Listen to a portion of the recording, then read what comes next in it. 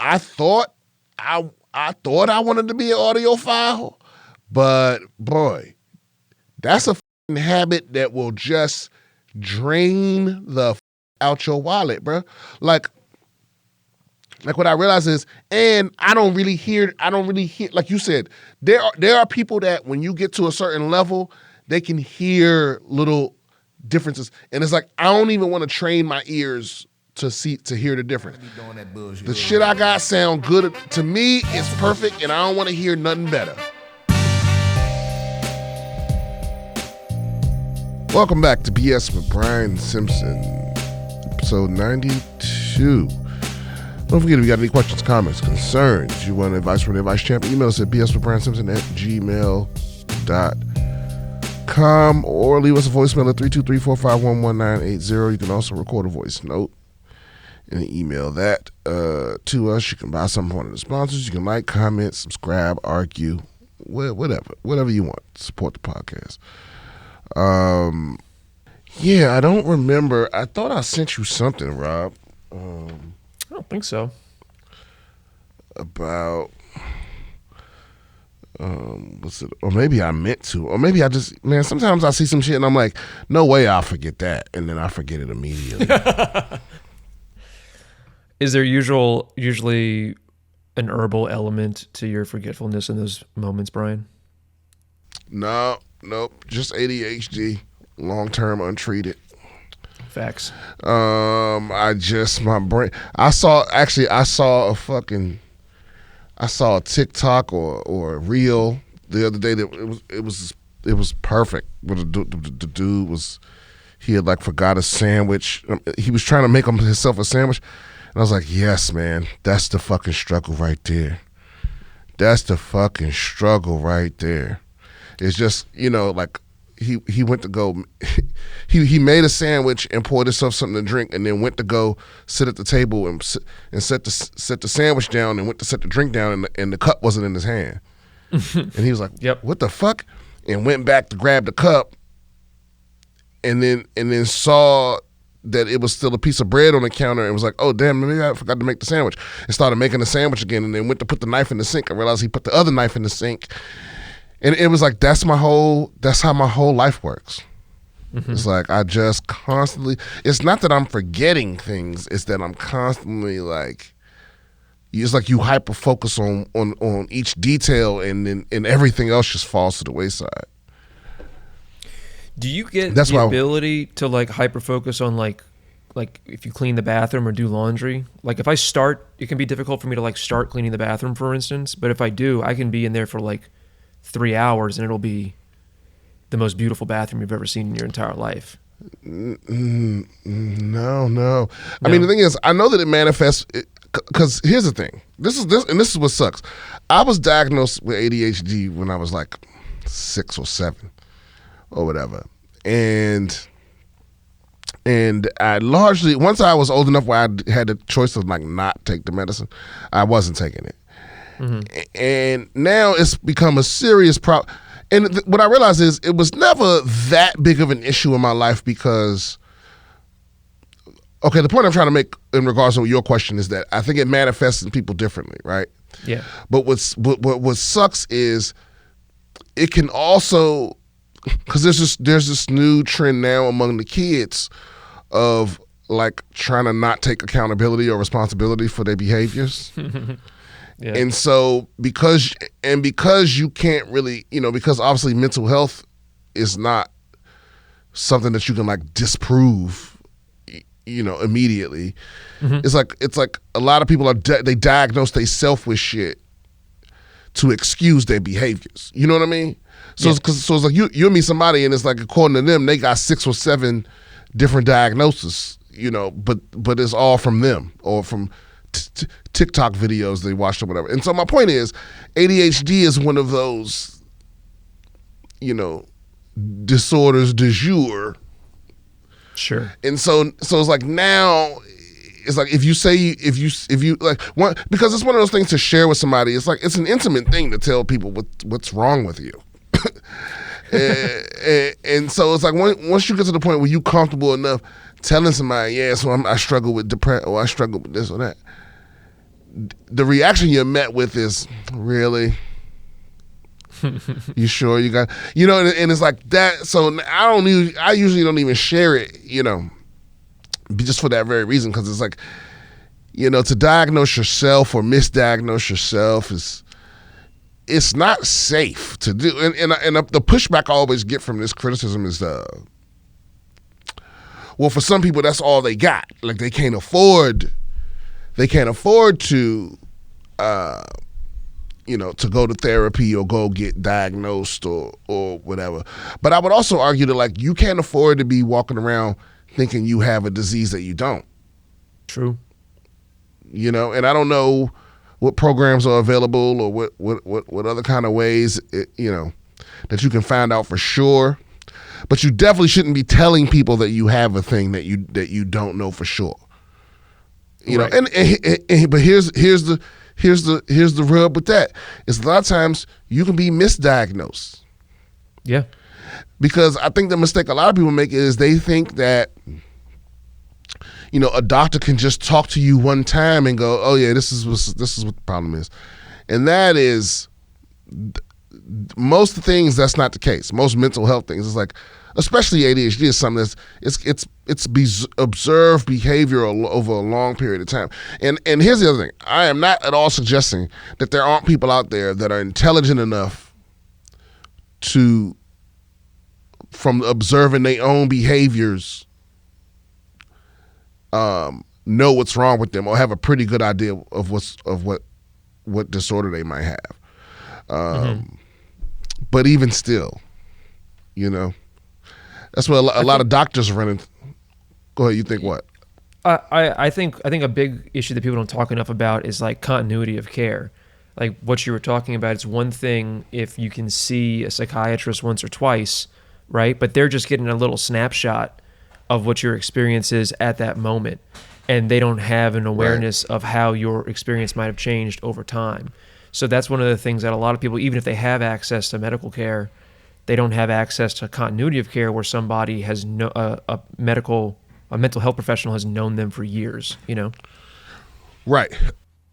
And man, a lot of times, especially in my situation, like dealing with the VA, which I'm about to stop doing. I can't wait till I'm making enough money where I don't got to deal with these motherfuckers no more, for real.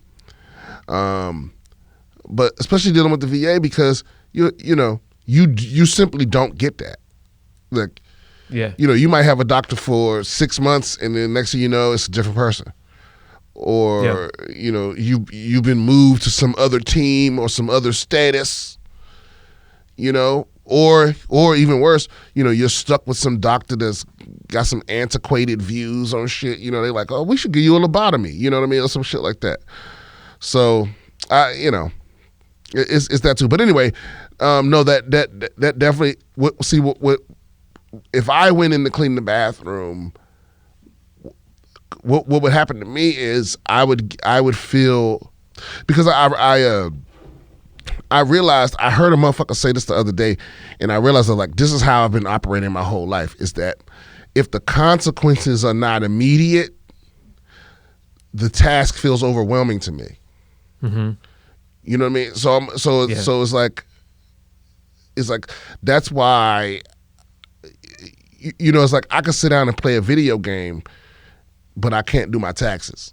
And then when the taxes are due tomorrow, I'm a rock star. I can knock them shits out. Yeah, and it's like I need immediate feedback. That's why comedy suits me. Stand up suits me. I get immediate response when I go on stage, and I think that's part of the addiction to it. It's like, good or bad, I know immediately. That's why this special. I shot my special, already back in a few months ago, but that's why the filming the special is so fucking nerve-wracking to me, because I won't know how it was received for months. Yeah, you know what I mean? It's like that is fucking killing me right now.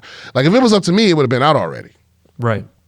You know what I mean? But it's like it's a whole bunch of other shit involved and moving parts and politics, and it's like I can't stand it.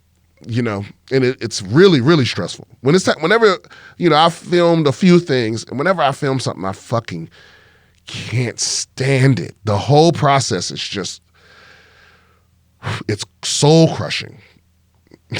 Is it anxiety provoking, or is it distracting, where you can't focus on other things? Like it's just at the front of your mind, but you don't feel anxiety about it. I don't know. I couldn't say if it's anxiety. I mean, I guess anxiety would be a good word for it. But it's almost like stress. It's like tremendous stress and pressure, and it doesn't get relieved instantly the way, you know what I mean? Because it's like, like right now, like I go up every night, or if I go perform a weekend or something like that, it's like the job is the laughs, and once I get the laugh, once I tell the joke, I get the laugh, and that anxiety is dissipated. Yeah, you know. But when I film something, the laugh isn't the goal necessarily. It's just part of the process, but the goal is to get a perfect take. Yes. And you don't know, and you don't know if and it's also like to get your artistic vision and all this other stuff, but you don't know if it was received well until way, way, way later. So it's the initial stress of get it to where I feel like it was good enough, and then go through all the editing and the cuts and the back and forth and all this and then put it out, and then fingers crossed. I don't know. It doesn't make sense. It's not always rational. It's not always a rational stress, but it's easy to say that. It's easy to say the fear isn't real, but it's like, that's part of it, I guess. But I don't know if, and maybe every comic goes through that, and I'm just attributing this to something that it isn't attributed, but the people that's just easygoing, I don't get those people, or the people that you got to tell. Like, I don't want to get too inside baseball, but the point is, it's stressful for me. Yeah. That's why, that's why I kind of have an aversion to like being on TV sets, and it's too much chaos. It's too much. I need to be in control. I'm a control freak in that way. Like, the more variables that are under my control, the better, the less stressful it is for me. Being on set actually does suck. Like I never knew that a situation could be so chaotic and so boring at the same time as being on set. Those two things usually don't go together. Dude, I remember the first time I was on a set, and I couldn't believe it. The first time I had got called in last minute because another chubby black person wasn't available. And is this somebody we would know? No, you wouldn't know him. Okay, but he was cool. He was a friend of mine, and he wasn't available, and he recommended me, and I showed up at the last minute. It was one of these straight to Netflix movies back when the Netflix original movies weren't good, didn't have a chance of being good. It was one was like straight to DVD type shit. Yeah, and Redbox originals. Yeah, and I remember being I remember that, that's when I realized that it was a lot like stand up, the acting world, in the sense that like when you're new or you're not that good or you don't work a lot, there's these low level things that matter to you because it's all you have. Mm-hmm. And when you get past that level, you look back like, why was I so pressed? Why did it mean everything to me to do 5 minutes, in the back of this karaoke bar on Wednesdays between karaoke shows? You know what I mean? Yeah. Where I had to pay $5. I had to buy a drink to do a spot in this bar, but in my little scene, that was the spot. And so it mattered this much. But if you looked at somebody outside of comedy and was like, yo, I'm going up at the fucking karaoke chuckle hour, they would be like, why is that matter? It's like, it would be like you might as well have said to them, yo, I'm going to McDonald's, like it's a steakhouse, right? And it's the same thing. So I get on this movie set, and I remember That's me explaining to my wife like why what I just did in Bloodborne is really impressive. Right. It's like it doesn't mean anything to them. You put all the meaning and value on it. And I remember getting on this movie set, and it's like I'm not in this world. I'm barely in like the big time Hollywood world in the sense that like I'm not as familiar with certain stars and directors and stuff like that as maybe like a huge mega fan would be, even of the biggest stuff. So I have no idea who the fuck anyone is. And this director, apparently this director was like, he was the guy that everyone called in when something went over budget, or not over budget, but like he was the guy that was like, I can shoot you this movie for like, $100,000. I can get you. And so that, that's why the studios make those shitty little B movies, is because they still make money as long as you shoot them for less money, Yeah. So he was this guy. He was the master of like getting a decent movie out of a small budget. But I had no idea who the fuck he was. And I remember him walking, so I'm sitting there with these actors who also, none of these people are famous, a couple of them are like 3 snaps famous. You know what I mean? Where you look at them and go, I fucking seen your face. But it ain't nothing major where you want their autograph. It was that kind of shit. And I'm sitting there with all these actors, because most of it is just sitting there. Most of it is waiting. They want you there at 8 a.m. You're not doing anything till 2 p.m., but they just want you there. And so everybody's just waiting around. And I remember the director walks up to me and goes, hey, thanks for coming in last second. Whoop. Yeah, right now we kind of rewriting the script. You cool with speaking a couple lines? I'm like, yeah, sure. And he walks away. And the lady beside me, like, she acted like the Pope had just walked up to me and I didn't notice. Like she could not believe that he even spoke to me, let alone thank me, let alone that I was getting speaking lines. And she did, so that's the other thing. She didn't know who I was, because obviously why would she? I'm not in her world. Yeah. This is my first time on set. It's clear to all the actors sitting around me that I don't know shit about making movies. It's my first time here because the stuff that I didn't know, the questions I'm asking. And they couldn't believe that I got to speak in this B movie. Mm-hmm. They end up not including it. But the point is, they worship this motherfucker. And I could care less. I was this close to leaving anyway, because I didn't know that you would just be sitting around all day. Mm-hmm. Yeah, and literally every single time I've ever filmed anything, they all act like it's an absolute fucking emergency that you be there at a certain time, and then it never is. Yeah. Because, and if you ask producers and stuff, they'll say, well, artists are always late. Like you hear about these big stars and they always late to set and all this other stuff. And I go, no, that's from before they were big stars, that's from years and years and years of you saying, be here at noon, and then they don't do shit till 5 o'clock. Right. Yeah, because like you just want to get to waste my time. Because that just burns me up. I don't like. I feel when somebody wastes my time, I feel disrespected. Yeah. And I had to learn. It's just people doing their job. It don't change my feelings though. I'm still pissed the whole time. Until we working, I'm just sitting there fucking irritated. Like I could have been at home doing nothing, which is my favorite thing to do. I would rather be home doing nothing than sitting here doing nothing. Especially when it's not, and it's not even like they give you something to do, like prepare. Like I didn't even know what I was going to be saying. Right. Well, they hadn't written it yet. My time is being completely wasted here. I didn't bring my headphones, which you can't have them anyway, because it's got to be silent every 5 minutes. You know what I mean? I couldn't bring my headphones.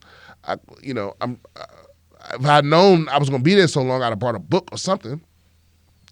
Yeah, and you know how I know it's a waste of time? I remember, so my thing is, I'm never there when they ask me to be now. You know what I mean? Mm-hmm. If they say be there at noon, I'll show up at 2. It's my own little rebellion, because I know I'm not doing nothing until 5, like I said. Right. And this is what happened. So my management knows that that I won't be there when they say, because they're just gonna waste your fucking time.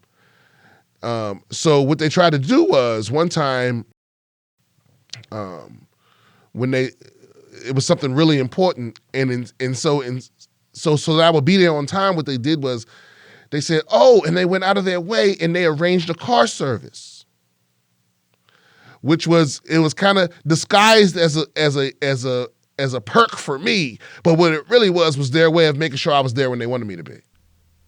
Right? Yeah. Yeah. So the fucking so I'm not a fan of those fucking games. Of car service? Well, whatever. No. I mean of the they're doing that because like they're telling you to be there at noon because they need you at 5. So you're like, then I'm going to go at 2. So then they tell you got to be there at 10. Like I fucking hate those games. Well, yeah, but sometimes it's fine to let people think they've manipulated you. It's like, I'll ride in a fancy car, whatever. okay, yeah, that's true. Right, fair point. Because they didn't go be there at 10. They went, oh yeah, and we have a car service coming to get you. Right. Because they know if they let me go on my own, I'm gonna be there when I feel like it. So the car service goes to the wrong address, and this is in LA. So at this time I was living in the Valley. The car service went to the whole other side of the city. So now there's no way I'm even gonna be there when they want me to be. And you know what they say? You know what? 2 is fine. Right? So we get there at 2. Right when I get there, they break for lunch. So I really didn't need to be there until 3. And that's why I hate filming stuff. And this was just a little thing. This is a little tiny thing. I can't imagine the suffering that must occur when you filming like a full-length film or a fucking sitcom. I can't even imagine the mind-numbing boredom that must take place. It's because I only in the Marine Corps they called it hurry up and wait. I'm sure they still say that now. Hurry up and wait. Which is, and I guess I did deal with that a lot then, but it's something about being on a movie set and it's like, yeah, but this isn't that important for real. It's, and it's also like this nervous energy that I don't like to be around. It's like, I feel like the only exception is when I was on David Spade's show. That is to this day the only set I've ever been on where everyone wasn't absolutely scared for their lives. Like where you didn't feel that. Like every other movie set I've ever been on, every other TV set, every other thing I've ever filmed, everyone except the stars and the executives, they have this energy about them like they could be executed at any moment.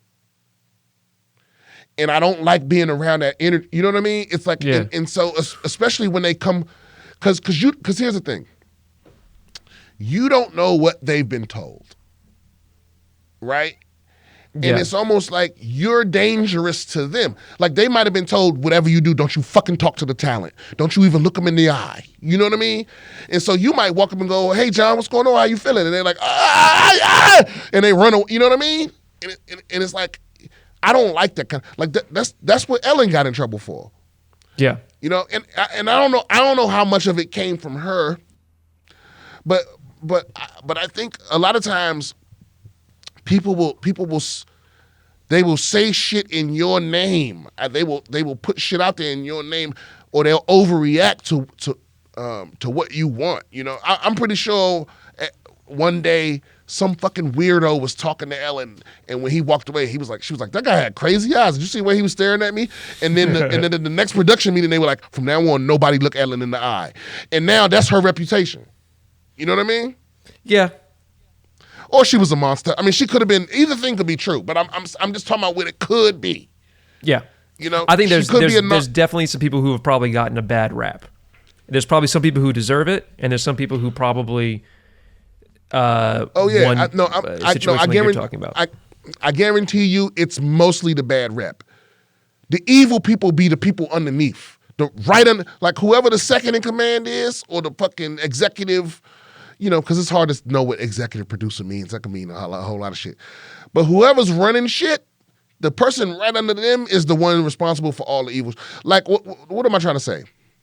Once you get to the first idiot, that's the first tyrant or idiot is where all the bullshit starts. And so it's like if the person at the top is an idiot, it's going to be all bullshit. If the person at the top is a tyrant, it's going to be bullshit all throughout. You know what I'm saying? Because it does come from, because like I said, for whatever reason, on that David Spade show, I attributed the calm demeanor of the whole crew as coming from him. But right. maybe it was somebody else. Maybe he has some gem of a fucking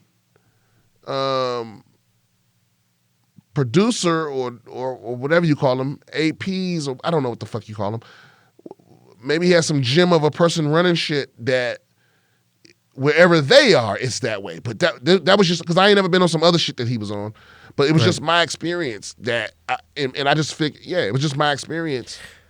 I mean, either way, I mean, if it was his assistant or if it was his producer or whatever, it's like he's still the name on the masthead, right? So he hired that person. He could fire that. He gets a little bit of credit for using that person, right? I do think like the fish rots from the head, right? So if we can blame the person at the top when it's bad, then I think we can also give them flowers when it's good.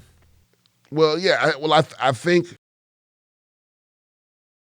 at the end of the day, it is your responsibility.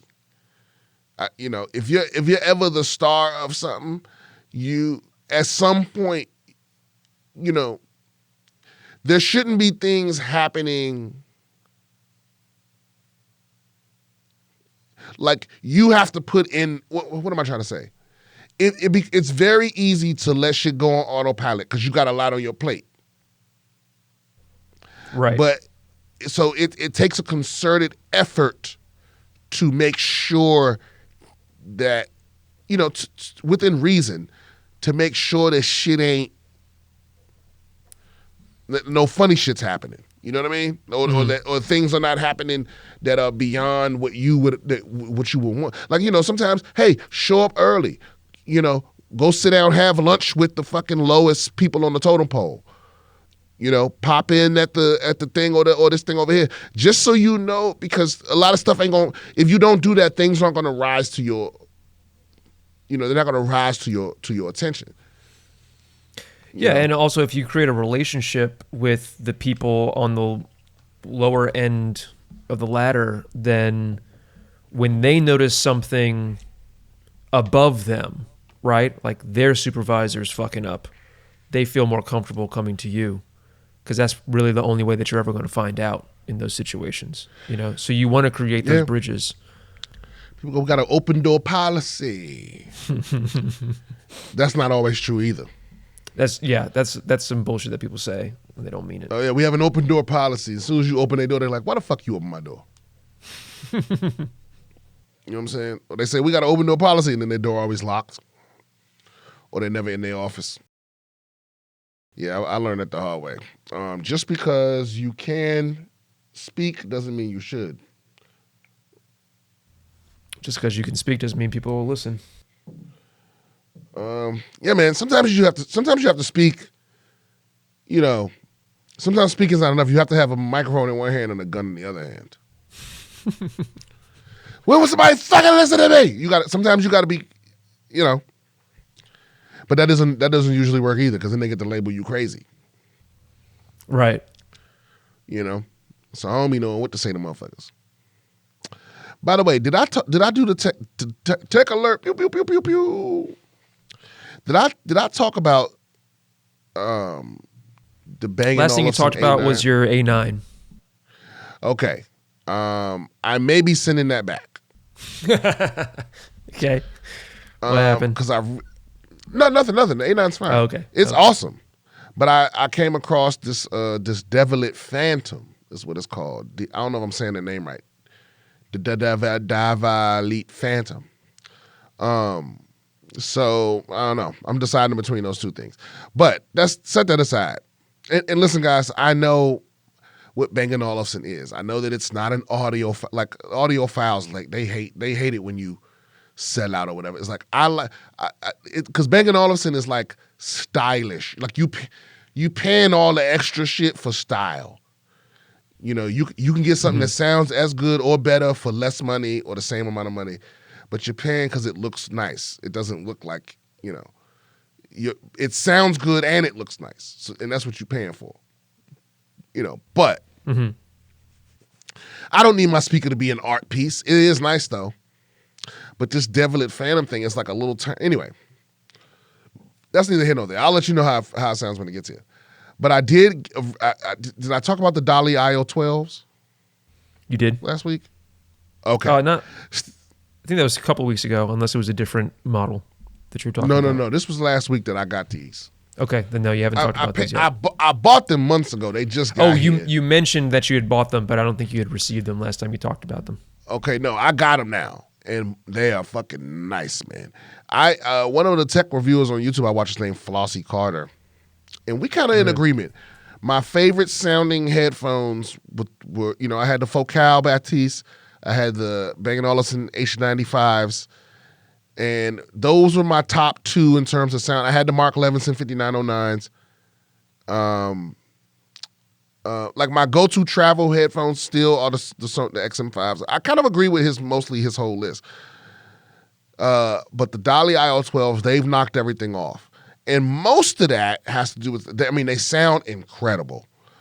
But, and this is funny because the very few people that have reviewed these headphones, the one feature that I absolutely love is the one that everybody hates. But they got giant ear cups. Because my problem is, most of the time when I buy headphones, my biggest issue is that either the ear cups aren't big enough, like I want them to fit around my ear. I don't want them touching my ears. Okay. Or the headband is not, it doesn't go wide enough for my big ass head, so they end up sitting like slightly high up like this here. And either way, I fucking can't stand it. So, and sometimes it's just a matter of replacing the cushions. You know, like my Odyssey Maxwell's. I just got, those are my gaming headphones that I'm going to replace my fucking my SteelSeries Arctis 9 thing, or Arctis Pros. So I'm gonna replace those with these. But at first I wasn't, because they do sound incredible. Battery life 80 hours, crazy. But the ear pads, they got these little ass ear cups for little ass ears. And then I found some ear pads, and it wasn't the Wicked cushions. It was because I ordered some of those, they didn't quite do the job. And there was another brand, I fucking can't remember their name off the top of my head. But I found another brand and it fit just right. And I don't know why more companies don't just give you the option. Like, let me fucking have, some of us got unusual heads, because you know what their reply is that it should be comfortable for most heads. It's like, yeah, but what about the rest of us? Yeah, one size fits most doesn't work for everybody. Yeah, because it's like, or maybe if you were a company that just specialized in Deafin. Deafin is the brand. Deafin ear pads. I don't know why. They cool. They made out of something that cools off and they fit just right, and it's fucking awesome. Anyway, that's the new tech I have this week. Somebody also, as a gift, I received a Bang & Olufsen a Bale Sound level, which is like, it looks like a little fucking, I don't know, a little music briefcase. It's actually pretty impressive for the size it is. And again, I'm not an audiophile. It sounds good to me. Now does it sound good enough where it's worth paying $1,200 for? I mean, that's up to you. That's up to you. Yeah. Could like I said, you could get for $1,200, you could get another kind of setup that sounds just as good or way better, but it won't have the form and the function. It won't have it won't look nice, and it won't fit in with your, it'll look like fucking stereo equipment instead of like a fucking piece of art or whatever. I guess that's what they're going for. I think the reality is just once you get to a certain price point, then a lot of it is preference of how it looks and how it sounds. Because it's not like the 70s where you just had like good hi-fis and bad hi-fis and shit like that. Pretty much if you're dropping $2K on a shelf speaker, it's going to sound good. It's fine. It's just what you want it to look like and how you want it to sound. Well, that's the thing, man, is I thought I wanted to be an audiophile, but boy, that's a fucking habit that will just drain the fuck out your wallet, bro. Like what I realize is, and I don't really hear, like you said, there are people that when you get to a certain level, they can hear little differences. And it's like, I don't even want to train my ears to hear the difference. The shit I got sound good. To me, it's perfect, and I don't want to hear nothing better. Because I don't want to get to that point where, I mean, like imagine if you got to the point where you you can't eat a street taco because you're so used to, you so used to the finest ingredients and saffron, and, right? And it's like, hey, I don't need truffles on my cereal. Like some people get to that point where it's diminishing returns, is what I'm saying. It's like with wine. It's like there's a big difference between a $5 bottle of wine and a $50 bottle of wine. There's less difference between a $50 bottle of wine and a $500 bottle of wine. And then there's very little difference between 500 and 5,000. And you don't want to put yourself in the position where you can actually taste the difference between $50 and $500 or 500 and 5,000. The thing is, most people can't. Yeah. Like so that's the other thing. You damn sure don't want to be those people that are pretending like you can taste the difference, and just so you paying $500 for wine. Like I have a little Sony boombox, thing, because I travel a lot and I buy these little speakers, and little travel speakers, and I have a little Sony little joint. I forget what the XG300 or something like that, and it sounds nice. You know what I mean? And when I put it next to, I hear the difference between that and the fucking A9, the Bang & Olufsen A9. Like the difference is palpable and clear. Or even if I go get like some Kefs or any other wireless speaker that's like high-end hi-fi, because this isn't a hi-fi speaker. You know what I mean? Like I can hear the difference between that mid-range like consumer speaker and like that hi-fi shit. I can hear that. Can I hear the difference between the $1,000 Dolly, or the $100,000 Dolly speaker, or the $100,000 whatever other brand, Kef or whatever?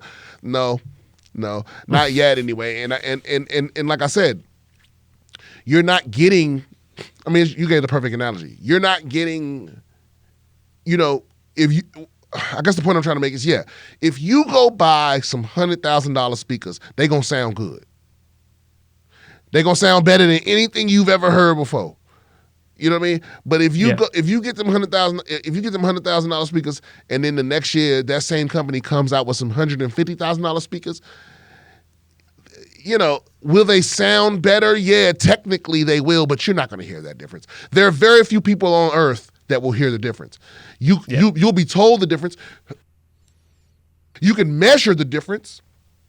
That's what always killed me about these people that the people on online that do reviews and stuff, how they'll measure, like they won't listen and decide whether something is good. They have to measure it first. And it's like, why do you need that? Because it's the same thing as the wine. Like, you know, how many times have they done the studies where they take like these enologists and these like sommeliers or whatever, and they actually test them to see if they can tell the difference between different types of wine, and they really can't, you know? They can tell the difference between shit wine and good wine, but between two different types of wine that are decent, they can't really, it's all preference, right? And the same thing happens when they test audio files, right? They see like, can you tell the difference between this like lossless file format versus this, you know, 32-bit float wave? And the answer is no, you can't. Not with your ears. You can tell the difference with technology. You know, you can test it and everything, but the human ear just can't really pick up that level of specificity. It's not that granular. Yeah, I told you, it's this YouTube video I watched, and the dude was like, if you can't hear what's wrong with this, then you're not an audiophile. And it plays, and you're like, I can't tell you at all what's going on here. And I stopped right there. Like, I don't even want to know. I don't even want to know what's wrong with it. Where did you find that video? Was that on YouTube? It was on YouTube, yeah.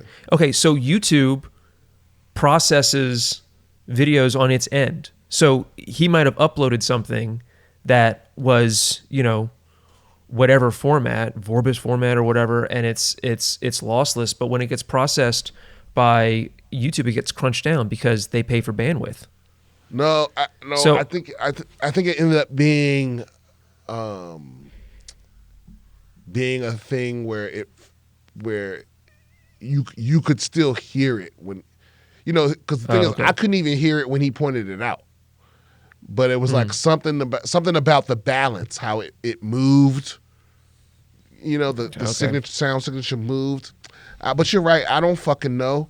But I don't care. It's like you said, I can tell the difference between shitty speakers, decent speakers, and hi-fi speakers.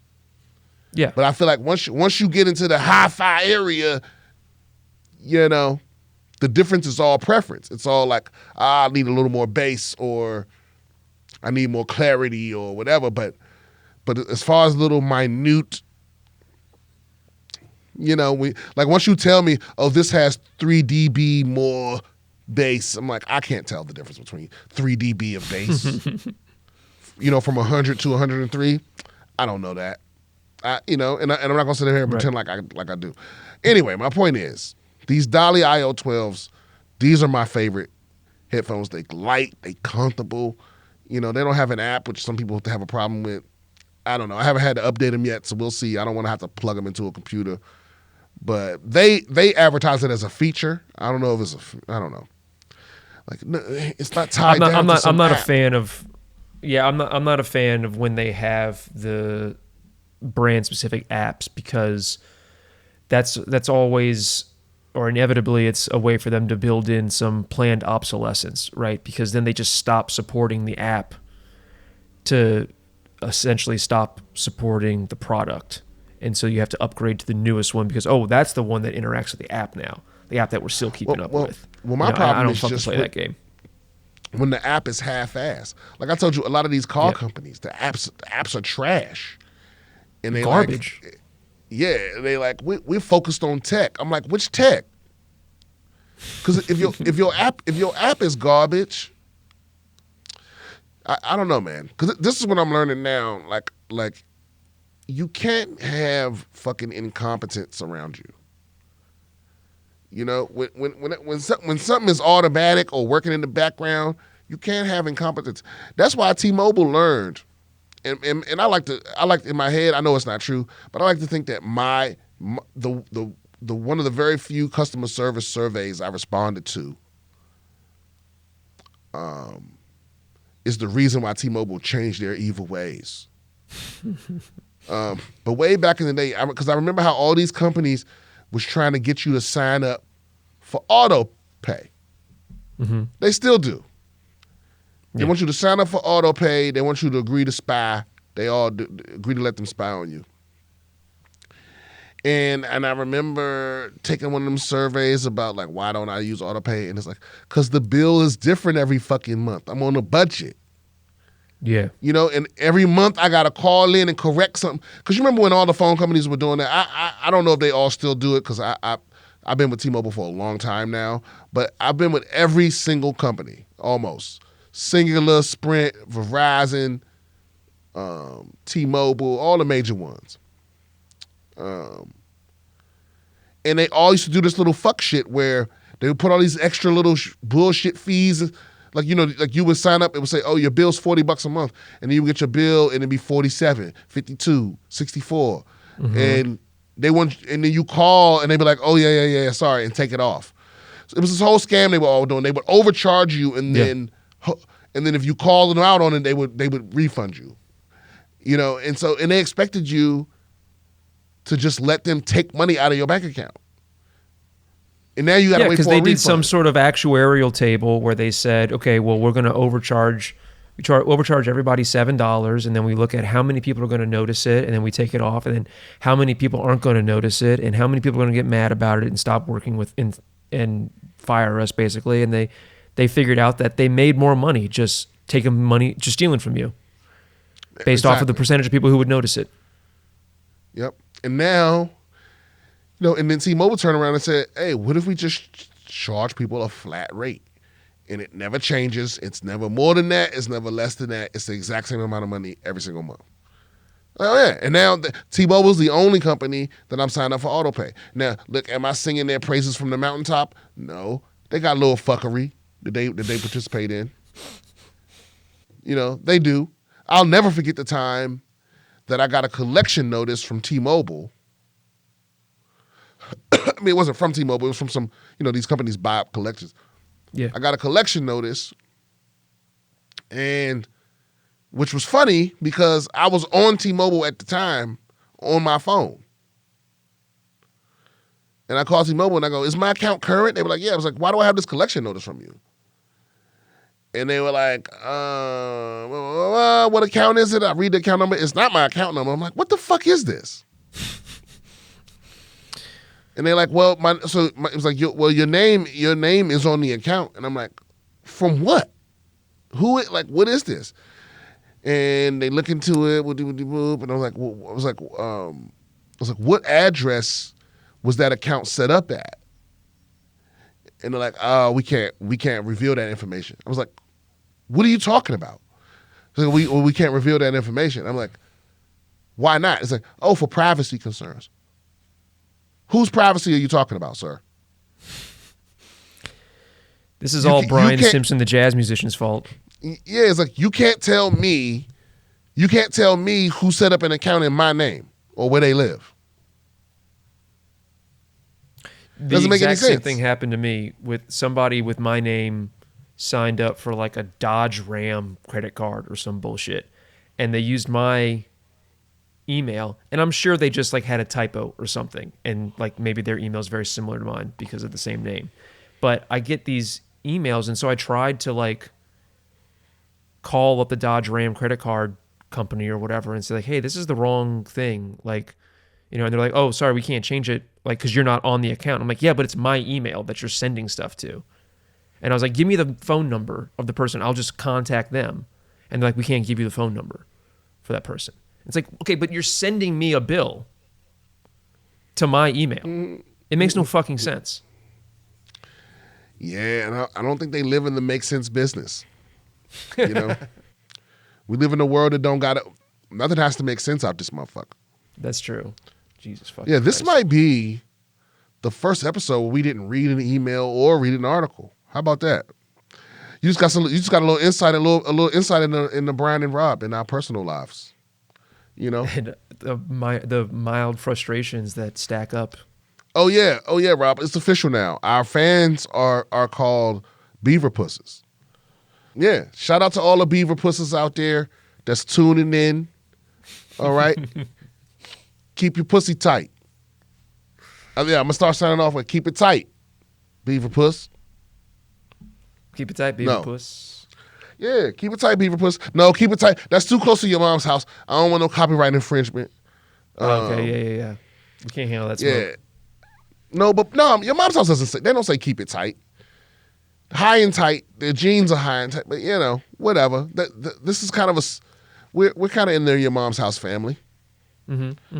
Yeah, keep it tight, Beaver Puss. No, we'll figure something out. But yeah. Write in, let us know. Comment below on this video what the catchphrase. Yeah, Beaver Puss should be. I'm here for all the Beaver Puss activity.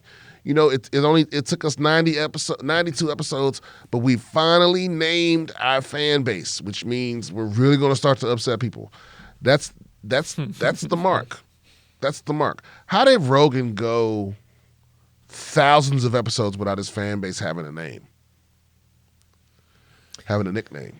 That's crazy. Do you have a name now? No, not anything that's. Not an endearing term. I'm sure that like people that hate him call them stuff, but not something they call themselves. Right. No, I don't think so. I mean, I'm not. What's in the crazy to me and stuff. is like, but what's hilarious is like the subreddit is like the Rogan subreddit's like a hater subreddit. No, dude. That's every podcast. Oh, okay. Every podcast, the subreddit. Watch, we'll start one at some point. Every podcast, the subreddit, because what happens is, I figured it out. It's like a job, right? It's like every job I've ever been at, the longer you're there, the worse it gets. Like the day you start is the best it's ever going to be. And it's slowly downhill from there. And I think part of it is that when you first start, you're not invested. It's just a new experience. But the longer you're there, the more you feel ownership over it. And as you start to see things decline or see things that aren't like they were or see things start to work differently, you notice it. And then new people show up and go, this is great. And you go, no, but it used to be better. They don't have any context. Things were better before you got here. Not that it has anything to do with you, but eventually, over time, things get worse and worse and worse and worse. Every job I've ever had has gotten to that, to the point where I'm ready to get the fuck out of here. Yeah. Even to this day, if I go back to any place that I used to work, if I just walk into the place, I'm like, holy shit, this place is going to shit. And people there are just like, this is amazing. I'm like, all right, well, so I think that's what it is. I think people that have been long, because those are the people that are the most bitter in the subreddit is. The people that have been listening, I've been listening since episode 1.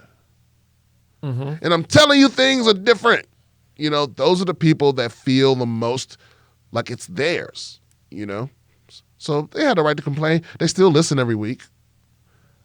Yeah. Or some people don't listen every week. They come back and they listen every 10 episodes. Or some people, they used to be hardcore fans because they had time. And now they got kids and shit, yeah. I mean, think about it. When your podcast has been going for 15, 16 years, people have gotten married, divorced, had kids. You know what I mean? Some people, when they started listening, didn't have girlfriends or didn't know how to get laid, and now they're getting pussy, and they don't have time to listen to every single episode, and then they come back every 10 episodes and go, this is fucking different, I support it. I mean, I'm a big fan of haters. So I think haters and just know, guys, like when I get rich, I'ma change. I want y'all to know something. I'm not gonna stay the same. Like I can't wait till I'm gonna be flying first class, riding on something nice, living somewhere fancy. Hell yeah! I hate this idea that you have to, like, if you get money, you have to still live in poverty out of solidarity. Fuck that. Nah, I'm gonna be living real nice. Now, will I be living in excess? Of course I will. Of course I will. Yeah, because that's what getting wealthy means. It's not an amount of money. It's an amount of concern for people that are less fortunate than you. What's the stupid shit that you're gonna buy where when we see that you've gotten that, we're like, oh, Brian is out of touch? What is the thing that you want, but like you can't afford right now, but we know that you have not only made it, but it has broken your brain when we see that you've gotten this? Some $150,000 speakers. Okay, fair. Listen, I want a room in my house that would literally, like if I play the right song in there, you might cry or come, like you will lose control of some bodily function. Like you won't be able to hold it back. Like I want the music to be so fucking precise that it literally solicits a physical reaction. Like you ever hear a guitar solo, or you hear a singer hit a note and it literally gives you chills? Can you listen to the dime bag solo in Floods? Like I'm pretty sure there's a speaker set up that would make you shit your pants. You know what I mean? Maybe. Yeah. You know, I don't know. Yeah, or you know, who knows? Or Test it out. But maybe that's not that ridiculous of a thing. I mean, because to be honest with you, I would probably something buy, even crazier. I'll probably buy something like that even when I didn't have the money. See, that's the thing. Is like something even crazier. I mean, my house would definitely be talking to me. Okay. I want a smart home, but that wouldn't be gaudy, you know, something gaudy. I'd buy a castle. I feel like that because that's such a money sink. Like buying an actual castle is such a stupid waste of money, but like it's so fucking cool. Shit, you buy an actual country. I want to be like you can fuck Dracula. around, bro. You can fuck around and buy Haiti. You could. You probably could, bro. I believe Haiti, bro. I just watched this whole thing yesterday on how dirty we did Haiti. Oh yeah, dude.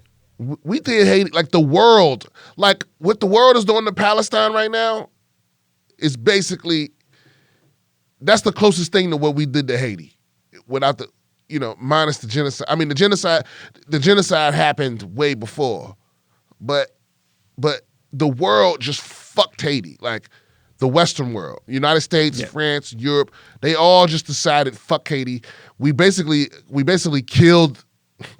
Man, you know what? We'll go into that in the next episode. All right, guys, if you got any questions, comments, concerns, you want advice from the advice champ, don't forget, email us at BSwithBrianSimpson@gmail.com, or you can leave us a voicemail at 323-451-1980. You can buy something from one of the sponsors. You can leave a comment, subscribe. Okay. And keep your pussy tight, beaver pussies.